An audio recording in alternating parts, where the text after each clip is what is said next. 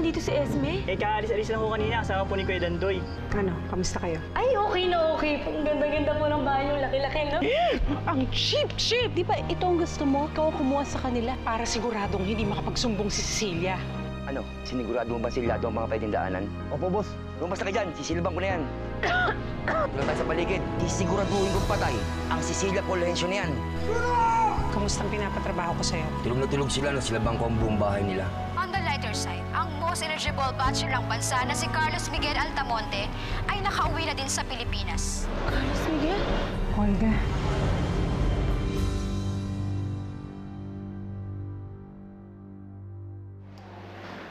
Olga, hindi ko alam kung matutuwa ako, malulungkot para sa'yo. Andito ka nga. Kasama mo si Carlos Miguel. Kaya lang, nakakulong ka naman sa mukha ni Cecilia. Ma'am, yung juice niyo po. Ako po gumawa niyan, Mama. Ay, Ma'am, best friend ko po yan nasa TV, Ma'am. Best friend ko po. Eh, ayan o, ang ganda po, no? Best friend mo? Opo, si Cecilia po. Kababata po namin yan ni Dandoy po. Lahat ng secrets niya ng bata, alam ko po. Talaga? Opo. Gusto mo bang mag-day off? Gusto mo bang dalawin yung kaibigan mo? Talaga po?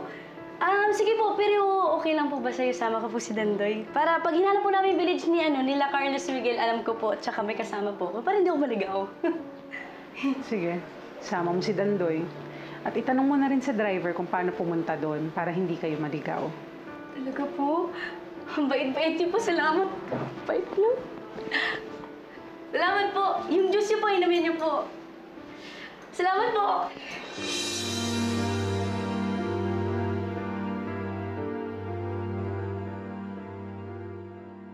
Talagang mahusay ang mga naging doktor mo sa Amerika, Cecilia. Naibalik nila yung dati mong kagandahan. Alam mo, Lola, ginamit ng mga doktor sa mga videos namin bilang reference. Kaya, ayan, naibalik talaga ang dati niyang itsura. That's good. I'm sure Olga will be very disappointed pag nakita ka niya. Wala akong makita kahit na anumang bakas ng kawalang-hiyang ginawa niya sa'yo. Ay, alam niyo, Alvin, kamusta na nga pala yung pag-coordinate ng local police at yung Interpol? Ay, oo nga. Wala pang update kay Olga eh. Pero nakipag-coordinate na nga ako sa Interpol, sa PNP at saka sa NBI. Sabi sa akin, nakipag-coordinate daw sila at i-update na lang ako kung meron silang na ano. Okay. Ayun, papalo ko na lang bukas. Pwede ba sa ibang araw na natin pag-usapan yan? Oo nga naman, Iho. Let's not dwell on negative things. Pero Cecilia, kailangan magbayad si Olga sa mga ginawa niya sa'yo. Alam mo, Cecilia, may punto talaga si Nay Mariana eh. Dapat pagbayarin talaga niya yung makasalanan niya. Ang mabuti pa, kumain muna tayo. Nagpahanda ako ng merienda. Doon natin pag-usapan yan, ha? Okay po.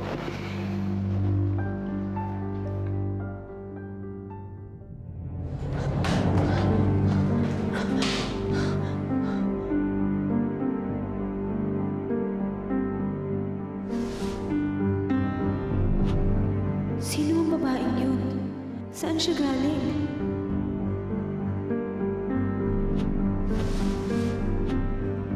Bakit kamukha ko siya?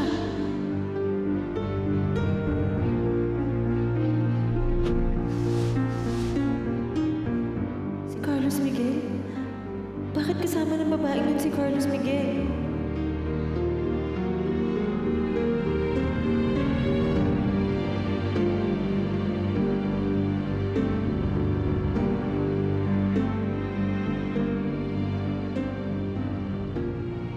Kwento niyo naman ako sa nangyari sa Amerika. 1 year din kayo nawala. Wala naman. 6 months recovery, tapos 6 months ang nanay lang. Ma'am Victoria, magpapaalam na ho sana ako. Uuwi na kami ni Cecilia kasi baka gabihin pa kami sa biyahe. Ano po yun, Nay? Ay, anak, baka kailangan na magpahinga ni Ma'am Victoria, pati ni Carlos Miguel. Nay, hindi na natin kailangan umuwi. Anak, hindi naman kayo kasal ni Carlos Miguel. Hindi magandang tingnan na nakatira kayo sa isang bubong. Nay Mariana, pinaalam ko na ho kay Lola Vic. Dito muna kayo titira sa guest room sa may garden. Okay lang naman. Oo nga naman, Mariana. Iba ang bubungan doon at iba ang bubungan dito. Kaya wala kang dapat alalahanin. And then, Mariana, hindi pa natin nahanap si Olga. I really think it's gonna be safer if you and Cecilia stay here with us first. Talaga nahihiya lang ako. Sobrang nang nagawa mo para sa amin. Wala naman akong hindi gagawin para kay Cecilia. Ganun ko siya kamahal.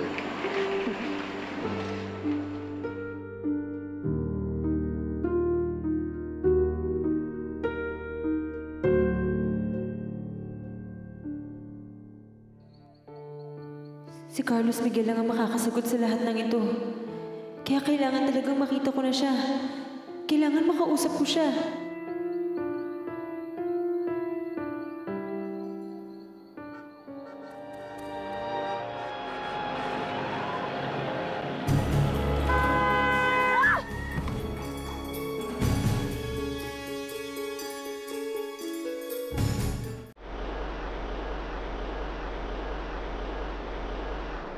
Miss?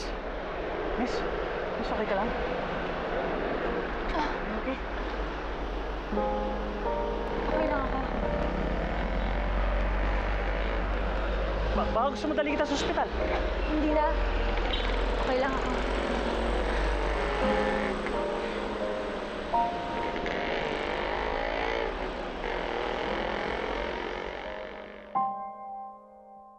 Okay, ito yung bag ni Cecilia. Yun yung bag ni Nay Mariana. Pakidala na lang doon. Thank you. Nay Mariana, pwede na ho kayo tumuloy doon sa guest house. Pwede na kayo magpahinga doon. Ay, maganda doon. Malaki yung mga kwarto. Paano mong nalaman? Nakapunta ka na ba doon? Oo nga naman, Cecilia. Sa naalala ko, hindi pa kita natutour doon sa guest house. Kitang-kita naman, di ba, from here na malaki yung bintana. So, I assumed na maganda yung kwarto. Malaki siya. Sabagay. Ay! May isa pa pala akong sorpresa para sa inyo. Para sa inyong dalawa. Manang, papasukin niyo na!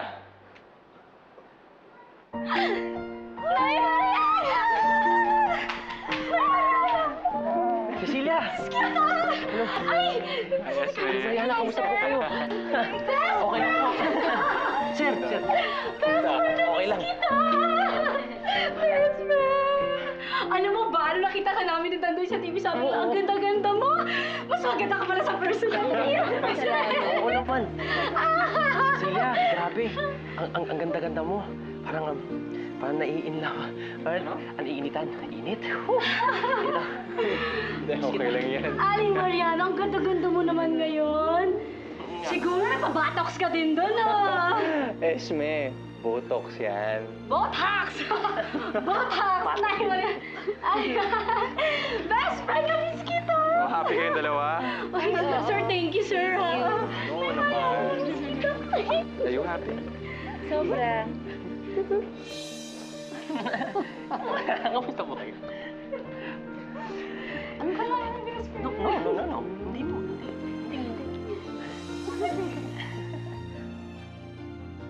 Hello? My God, Ate Consuelo, bakit ang tagal-tagal mo sumagot? Malapit na ako maloka dito, no? Why? What happened? Puro mga fans si Cecilia Fulgencio ang kasama ko dito. Bukod sa dramatista niyang nanay, dumating pa dito yung dalawa niya kaibigan. Kapal-kapal na mukhang umawak sa akin, yung baho-baho naman nila. Olga, relax, okay? Wala kang magagawa. Kailangan pakisamahan mo yung tatlong yan. Hindi pwedeng nagpapakita ka ng ganyang attitude. Over my dead body.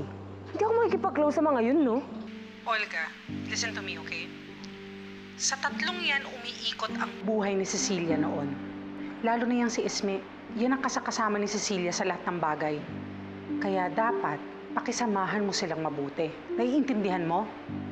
As I've said, wala akong plano makipagkaibigan with any of those two monkeys. Nakasurvive ako sa Amerika nang hindi kilala ang kahit sino sa kanila. Kaya magsusurvive din ako nang hindi sila pinapakisamahan.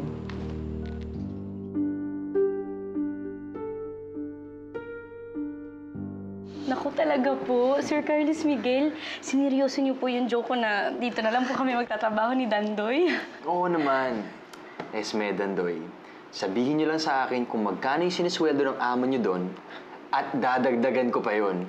Basta, lumipat lang kayo dito. Naku, nakakahiya naman po. Alam niyo po, wag na po kasi mabait naman yung amo namin. Tsaka masaya naman po kami doon kasi napakabait po talaga. Pero ano po, kung hindi po kayo magpapapigil, okay lang din naman. Oo, at kung may problema naman sa amo niyo, pwede ko rin siyang kausapin. Ay, naku, hindi na po. Kami na po bahala kasi mabait naman po yung amo namin. Tsaka nakakatawa nga po kasi sineryoso mo yung biro namin. Ay, kasiyahan to. Hello. Naku, narinig mo ba yun? Sabi ni Sir Carlos Miguel, dito na lang kami magtatabaho ni Dandoy para naman masaya ka, di ba? Tama! Actually, masaya naman ako kahit wala kayo dito. Cecilia? Naku, Sir Carlos Miguel, di bali na lang po. Kasi kung ayaw po ni Cecilia nandito kami, doon na lang po kami sa amo namin. Masaya naman tayo doon, no? Oo nga, Carlos Miguel, babalik na rin kami dito sa amo namin. Opo. Total, mabait naman yun. Ano ka ba naman, Cecilia? Ayaw mo ba talaga makasama si Esme at si Dandoy? O yan, baka magtampo ni si Esme. Naku, hindi po. Hindi po ako nagtatampo. Okay lang po. Masaya naman kami doon, eh. Cecilia? Hindi naman kasi sarili ko lang yung iniisip ko eh. Siyempre, iniisip ko si Lola Vic. Mamaya sabihin niya, sinasamantala ko na yung kabaitan mo sa akin. Ayoko naman mangyari yun, di ba? Cecilia, huwag mo nang iisipin yan. Gaya ng lagi kong sinasabi sa'yo, lahat ibibigay ko sa'yo, basta maging masaya ka. At kahit sabihin mo sa akin ngayon na ayaw mo makasama si Esme at si Dandoy, alam ko naman na gusto mo naman talaga. Kaya, Esme, Dandoy, dito na kayo. Okay? Diba, Cecilia? Kung okay po kay Cecilia, edi sige po. Cecilia? Siyempre, okay sa akin. Talaga? Kung naman eh, pwede mo naman sabihin na gusto mo kami dito eh. Gabi ka naman eh. Tantoy, may naman na tayo. Thank you, friend! Hirap mo pilitin eh. May papakita. Friend naman eh, nabis ko yung yapang mo. Thanks, friend! Maraming salamat po, sir. Oo naman.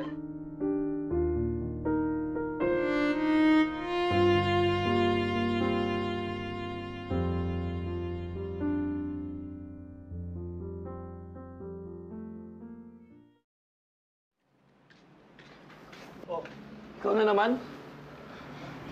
Nakita ko po kasi sa TV, andyan na si Carlos Miguel. Bumalik na siya galing Amerika. Sige, patingin ako ng ID. Wala ho akong ID eh. Nasunugan po kasi ako. Hindi kita pwede papasukin kung wala kang dalang ID.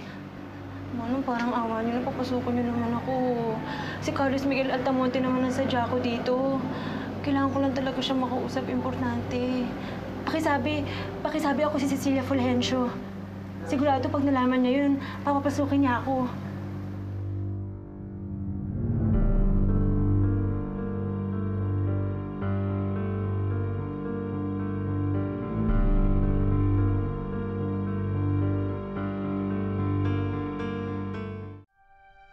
Manong, parang awa niyo na po, papasukin niyo na po ako.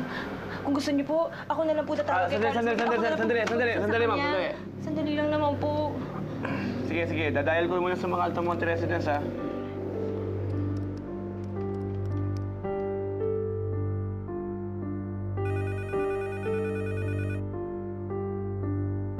Manang, yung phone! Pakisagot! Ikaw na lang sumagot, Esmeralda. Ako po? Ay, teka po. Ano ba to? Hello? Altamonte's house? Hello? Magandang araw po. Meron pong nagpupumilit pumasok dito sa loob. Cecilia Fulgencio daw po pangalan. Ano po? Cecilia Fulgencio? Eh, sira ata kayo eh. Kaya iiwan ko lang kay Cecilia, no? Maliligo. Ho? Yun ang sinabi niya pangalan sa akin eh. Teka. Maganda ba yan? Maputi ba? Bagong ligo. Sexy. Mukhang artista ba to? Hindi po eh. Huwag mo na lang pansinin yan. Niloloko ka lang yan.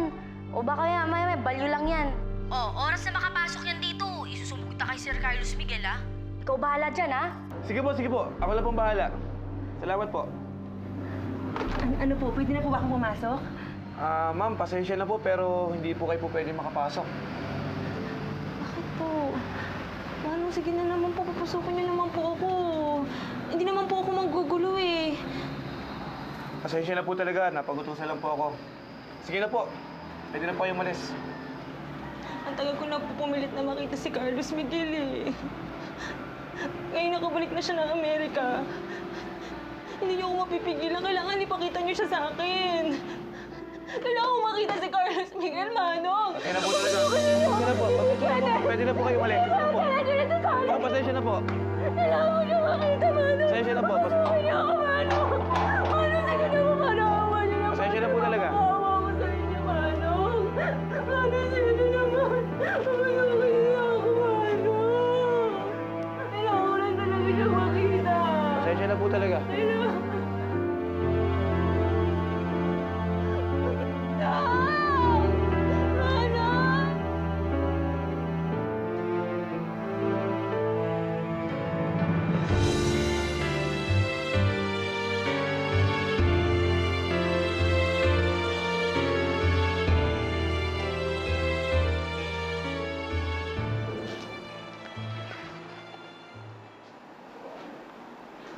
Oh, Cecilia, tara, pasok.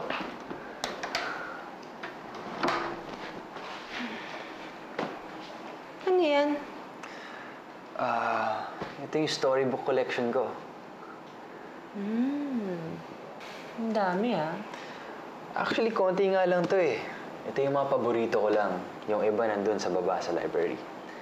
Pero may isa akong hindi sinama sa collection na to. At yun yung pinaka-espesyal. Bakit? Bakit espesyal yung librong yun? Bakit? Hindi mo alam? Hindi.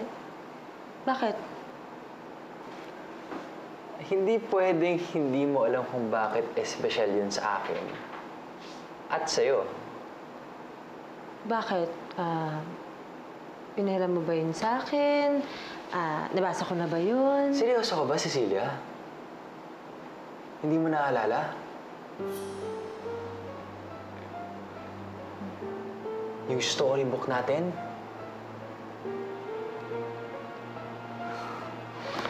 Hindi ko alam sa'yo. Hindi ko alam kung paano mo nababaliwala lang yun.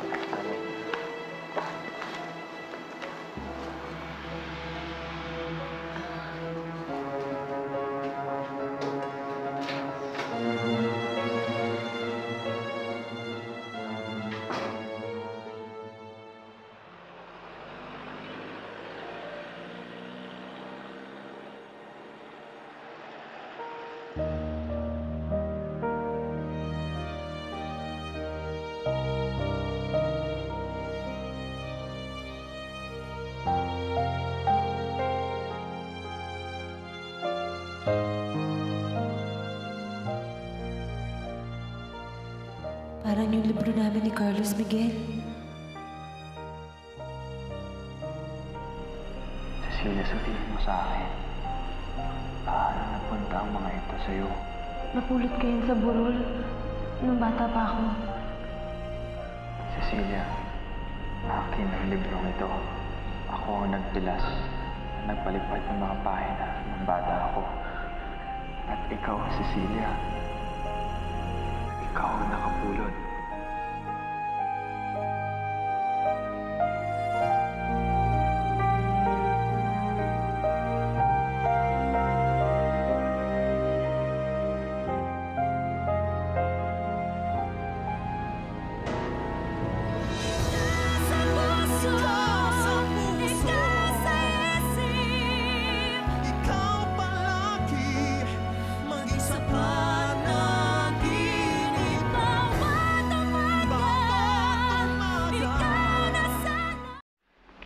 Hirap din pala maging mayaman, no? Grabe kapag samantala ng tao. Isipin mo kanina, meron daw si Cecilia naghahanap sa guardhouse para makausap si Carlos Miguel. Paano mangyayari yun? Naliligo nga si Cecilia.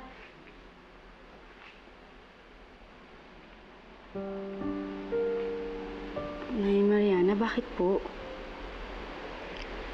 Mabuti pa sila. Gustong maging si Cecilia. Samantalang yung anak ko. Ewan ko. Parang ayaw nang balikan yung dati niyang pagkatao eh. Po, ano po ibig niyo sabihin? Ewan ko ha kung tama tong nararamdaman ko. Yung buong panahon na nasa Amerika kami, ibang-iba na si Cecilia. Hindi ko siya maintindihan. Iba na yung kilos niya, yung pananalita niya, pati pag-iisip. Maraming beses na tinanong ko yung sarili ko kung siya nga ba si Cecilia.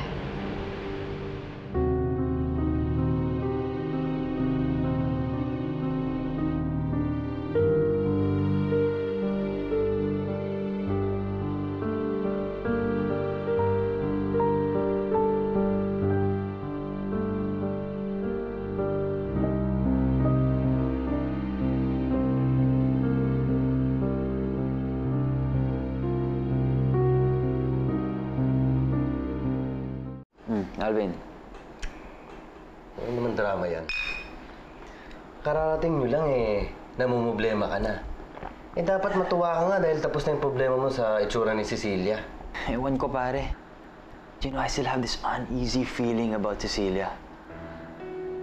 Ano, ito The whole time na nasa Amerika kami, parang ibang tao yung kasama ko. Sa ugali, sa pananalita, pare sa pagdadamit. Nakita mo yun kanina. Parang hindi siya yung totoong Cecilia. And, nagkausap pa kami tungkol sa isang bagay nung nakaraan. Pero pare hindi niya matandaan. Wow, edi lumakas yung hinala ko sa kanya. Come on, ano ka ba? Hindi mo ba naisip? She went through a lot. Yun nga lang na mapasok ka ng sigarilyo, pare, mangingiwi ka na sa sakit. Paano pa siya? Nasunog yung buong mukha niya. Pati na yung katawan. Pare, can you imagine kung gaano kasakit yun? Pare, pasalamat ka na nga lang, hindi nasira yung ulo niya. Pare, may papakita ko sa'yo, Tingnan mo to, Oo, ano yan? Tingnan mo. Sige, sige lang. Okay. Okay naman kayo, Hindi, just wait for it. Just wait for it. Anong problema dyan?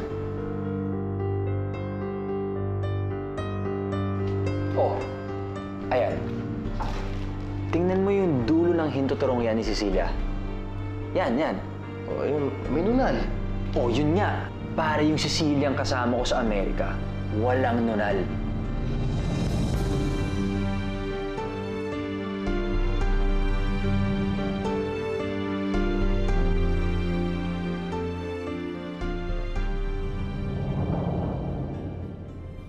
Pag-aralan mo at gayahin mo ang bawat kilos at galaw niya. Bahay po ba ito ng mga Altamonte? Sino na nga ito? Cecilia Fulgencio. Sino yung kausap niyo? Ang Consuelo, may bisita ho kayo. Ito, Ricardo? Matatandaang si Dr. Ricardo Peron ay isang sikat na Pilipinong surgeon sa Amerika.